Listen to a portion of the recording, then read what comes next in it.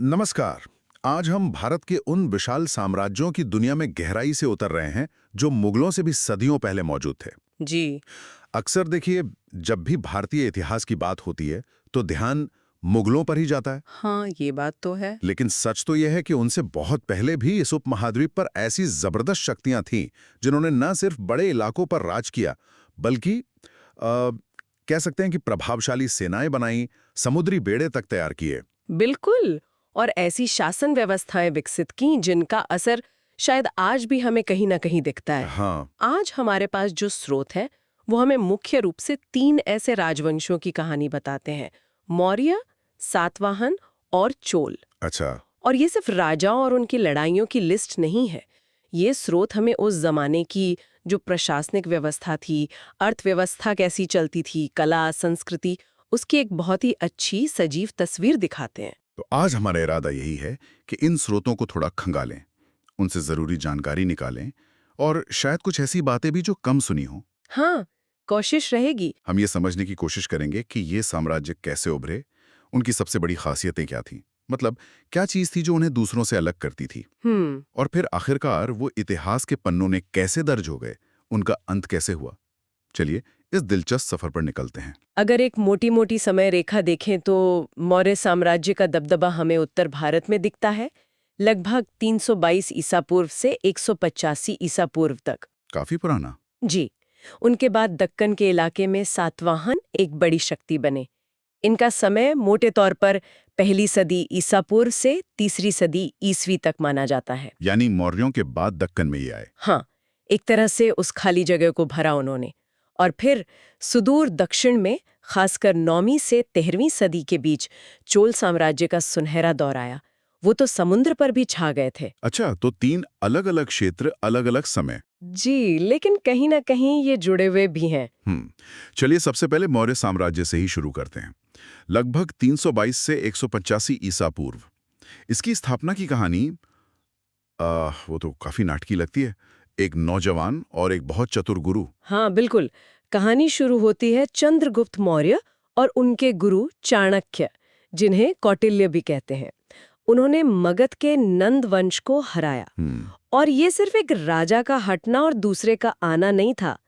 इसने भारत के पहले बड़े केंद्रीकृत साम्राज्य की नींव रखी। केंद्रीकृत मतलब सेंट्रलाइज्ड। जी हाँ, एक ऐसी व्यवस्था जिसमें एक बड़ी स्थायी सेना थी, टैक्स वसूलने का एक स्टैंडर्ड तरीका बनाने की कोशिश हुई और एक बड़ी ब्यूरोक्रेसी, मतलब अधिकारियों का जाल बिछाया गया। और चाणक्य का अर्थशास्त्र भी तो इसी दौर का है। जी बिल्कुल। और अर्थशास्त्र कोई कोरी आदर्शों की किताब नहीं है। वो राज चलाने की असलियत बताती है। जासूसी कैसे करें, अर्थव्यवस्था कैसे संभालें, कूटनीति कैसे हो। अपने समय के लिए ये बहुत ही व्यवहारिक और अनोखा ग्रंथ था। और जिस तेजी से ये साम्राज्य फैला वो तो कमाल है। पश्चिम में सिंधु नदी से लेकर पूर्व बंगाल तक। हाँ, और उत्तर में हिमालय से लेकर दक्षिण में कृष्णा नदी तक बहुत बड़ा इलाका था। चंद्रगुप्त ने तो सिकंदर के सेनापति सेल्यूकस को भी हराया था, है ना? हराया नहीं, संधि की थी सेल्यूकस निकेटर से। ये एक दिलचस्प संधि थी। चंद्रगुप्त को पश्चिम के कुछ इलाके मिले और बदले में उन्होंने सेल्यूकस को युद्ध हाथी दिए। अच्छा, हाथी देकर जमीन ली। ये तो शुरुआती कूटनीति का बढ़िया उदाहरण है। बिल्कुल। फिर चंद्रगुप्त के बेटी बिंदुसार आए और फिर सम्राट अशोक। अशोक के समय साम्राज्य अपने चरम पर पहुंचा। और उन्होंने कलिंग को जीता लगभग 261 ईसा पूर्व में। हाँ, कलिंग की विजय बहुत महत्वपूर्ण थी, लेकिन बहुत खूनी भी। और यहीं पर कहानी एक यू टर्न लेती है ना? कहते हैं कलिंग युद्ध की मार काट ने अशोक को बदल दिया। जी, ऐसा माना जाता है। उस युद्ध की भयानकता ने उन्हें हिलाकर रख दिया। उन्होंने युद्ध छोड़कर धम्म का रास्ता अपनाया, मतलब नैतिक और धार्मिक सिद्धांतों पर आधारित शासन। और अपनी बात लोगों तक पहुंचाने के लिए उन्होंने वो शिलालेख खुदवाए। हाँ, ये बिल्कुल अनोखा तरीका था। पूरे साम्राज्य में चट्टानों पर, खंभों पर अपने संदेश खुदवाए। उन संदेशों में क्या होता था? सिर्फ उपदेश? नहीं, सिर्फ उपदेश नहीं। उनमें अशोक की नीतियों की झलक भी है। जैसे कुछ जानवरों को मारना मना था, कैदियों के साथ अच्छा बर्ताव करने की बात थी, इंसानों और जानवरों के लिए अस्पताल बनवाने, सड़क किनारे पेड़ लगवाने जैसी बातें भी थीं। ये तो कमाल है। मतलब एक राजा जन कल्याण की बात कर रहा था, वो भी इतने बड़े पैमाने पर। हाँ, ये बहुत बड़ी बात थी। हालांकि ये सोचना भी जरूरी है कि इतने बड़े साम्राज्य में इन बातों को लागू करना कितना मुश्किल रहा होगा। प्रशासन की बात करें तो मौर्य प्रशासन भी काफी एडवांस्ड माना जाता है। क्या ये सेंट्रलाइज्ड सिस्टम ही उनकी ताकत थी या बाद में यही कमजोरी बन गई? ये अच्छा सवाल है। उनका प्रशासन वाकई बहुत संगठित था। साम्राज्य प्रांतों में बटा था जहां गवर्नर होते थे, टैक्स वसूलने का सिस्टम था, अनाज रखने के बड़े भंडार थे, सड़कों का जाल था और एक तरह की डाक व्यवस्था भी थी। डाक व्यवस्था भी? हाँ, शायद नियमित दूरी पर चौकियां होती होंगी। अर्थशास्त्र में तो एक बहुत बड़ी जासूसों की फौज का भी जिक्र है। राज्य खुद भी कई उद्योग चलाता था, जैसे कपड़ा, खान, धातु का काम। और व्यापार सिर्फ अंदरूनी या बाहर भी? नहीं, बाहर भी। पश्चिम में जो यूनानियों के राज्य थे, हेलेनिस्टिक वर्ल्ड जिसे कहते हैं, उनसे जमीन और समुद्र दोनों रास्तों से व्यापार होता था। लेकिन फिर इतना बड़ा, इतना व्यवस्थित साम्राज्य ढह कैसे गया? अशोक के बाद क्या हुआ? देखिए, अशोक के बाद जो राजा आए वो उतने काबिल नहीं थे और शायद इतना ज्यादा केंद्रीकृत ढांचा इतने बड़े इलाके के लिए लंबे समय तक चल नहीं पाया। अच्छा। दूर के प्रांतों पर पकड़ ढीली होने लगी, वहां के गवर्नर या स्थानीय ताकतें सिर उठाने लगीं। फिर इतनी बड़ी सेना और प्रशासन का खर्चा भी बहुत था, शायद अंदरूनी झगड़े भी रहे होंगे। तो अंत कैसे हुआ? लगभग 185 ईसा पूर्व में आखिरी मौर्य राजा बृहद्रथ को उन्हीं के सेनापति पुष्यमित्र शुंग ने मार दिया और शुंग वंश की शुरुआत हुई। तो भारत का पहला महान साम्राज्य इस तरह खत्म हुआ। मौर्यों के बाद उत्तर भारत में तो उथल-पुथल मची होगी, लेकिन दक्कन में, जैसा आपने कहा, सातवाहन उभरे। पहली सदी ईसा पूर्व से तीसरी सदी ईस्वी तक। इन्हें आंध्र या आंध्र सातवाहन भी कहते हैं। जी हाँ, कुछ स्रोतों में ये नाम मिलते हैं। उन्होंने दक्कन में मौर्यों के जाने से जो एक पावर वैक्यूम मतलब शक्ति का खालीपन आया था, उसे भरा। उनका मुख्य इलाका कौन सा था? दक्कन का पठार, आज का महाराष्ट्र, आंध्र प्रदेश, तेलंगाना का काफी हिस्सा।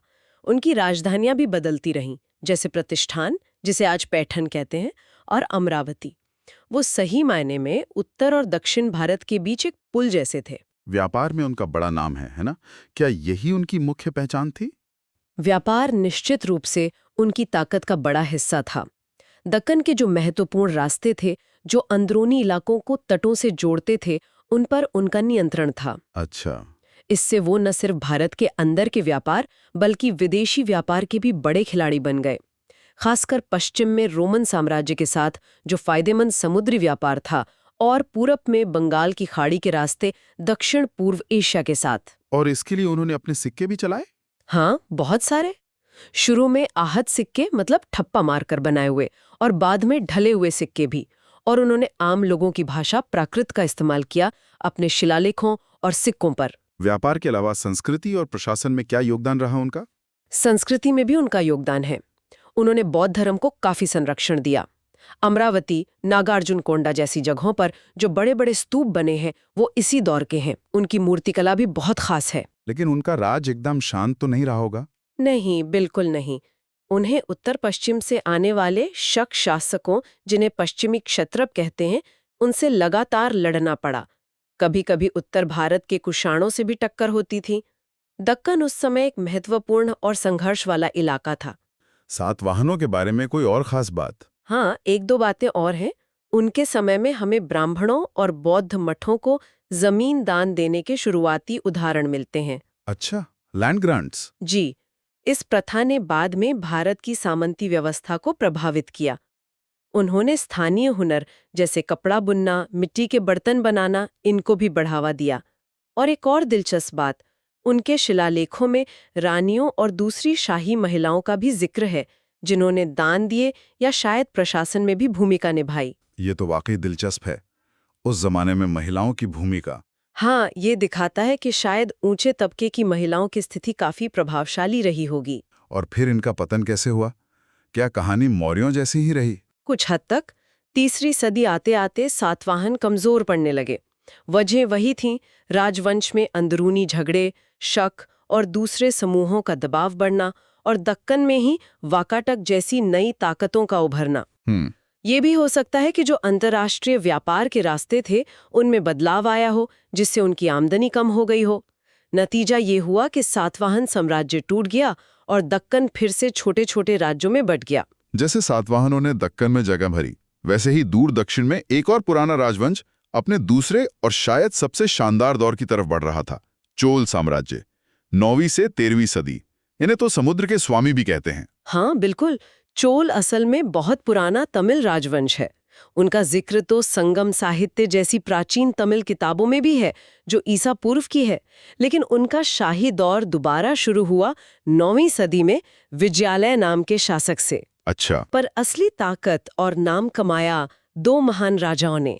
राजराजा प्रथम, जिनका शासनकाल 985 से 1014 ईस्वी के आसपास था, और उनके बेटे राजेंद्र चोल प्रथम, जिनका शासनकाल 1012 से 1044 ईस्वी तक रहा। और इन्हीं दोनों के समय में चोल सिर्फ जमीन के राजा नहीं रहे, वो समुद्र पर छा गए। ये बात उन्हें मौर्य और सातवाहनों से बहुत अलग करती है। बिल्कुल। उन्होंने श्रीलंका का उत्तरी हिस्सा जीता, मालदीव पर कब्जा किया, और राजेंद्र चोल ने तो कमाल ही कर दिया। बंगाल की खाड़ी पार करके दक्षिण पूर्व एशिया में श्रीविजय, जो सुमात्रा और मलय प्रायद्वीप का एक ताकतवर राज्य था, वहां तक सफल नौसैनिक हमला किया। जी हाँ, ये बहुत बड़ी उपलब्धि थी। इतना ही नहीं, उन्होंने उत्तर भारत में गंगा नदी तक सेना भेजी और उसकी याद में गंगईकोंड चोलपुरम नाम की नई राजधानी भी बसाई। हाँ, गंगा को जीतने वाले चोल का शहर। उनकी नौसेना वाकई बहुत संगठित और ताकतवर थी।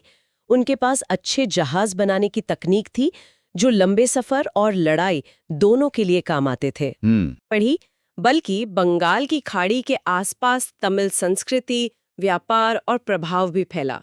जमीन पर भी उनका प्रशासन काफी अच्छा था। खासकर गांव की सभाएं, जिन्हें उर और सभा कहते थे, वो बहुत काम करती थीं। टैक्स वसूलना, न्याय करना, तालाब बनवाना। और उनकी कमाई का जरिया क्या था?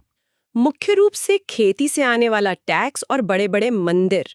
मंदिर उस समय सिर्फ पूजा की जगह नहीं थे, वो बड़े आर्थिक केंद्र भी थे। और हाँ, कला और वास्तुकला। राजा प्रथम का बनवाया तंजौर का बृहदीश्वर मंदिर, वो तो आज भी खड़ा है।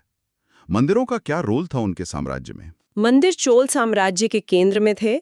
राजाओं ने उन्हें खूब पैसा और जमीन दी। इससे वो सिर्फ धार्मिक ही नहीं, बड़े आर्थिक और सामाजिक केंद्र बन गए।